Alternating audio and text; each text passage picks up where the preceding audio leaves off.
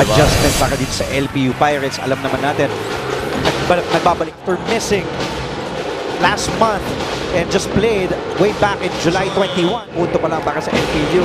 Pinuposte ni Lamino, couple of fakes. What a move for Amaru Lamino. Nobody helped. Alam nila kaya ang depensa ni Suzu, but that time, who else is gonna step up for the Pirates? Siyempre, pag kulang talaga yan. For Marata, Raymar Caduya, Joseph Capini. Here's Bulawan. First attempt in board ng Aman. Ilista mo na para kay Jeb Bulawan. Welcome back. Ganda ng pagkakapasok na. Agad panapon po kay Kongan sa ating mga kapampangan, nakapamilya at also na ibang na down. Personal foul na si Zuzu. Kita mo naman yung burst of speed ni Rivera. Pero that time, grabe yung tinira niya. Ito, sobrang mukhang pinadali lang niya yung tira, eh, no? Hipoy Marata. Oo. Kinaliwa. Kaliwete ba? Of course, just leading the way. The only LPU Pirate in double figures with 11 points. Sumunod na. Para sa LPU, Marata, tumuloy-tuloy. Binigay kay Suleiman. The jumper by PJ. Back to back. His natural position as a small forward. Tumatake naman si Mubere. May iniinda eh. Alanes, spots for three. Yes! Walo at Merton Sarosa ang inyong kasama. IG King the fall away after that timeout. He knocks it down with the shot clock winding down.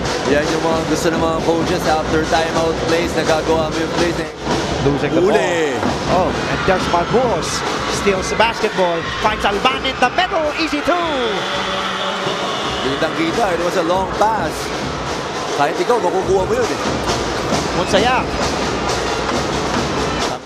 Grabe yung dinidepensa nila ngayong third quarter. Like that, oh. Back-to-back stops. Magbuhos on the attack.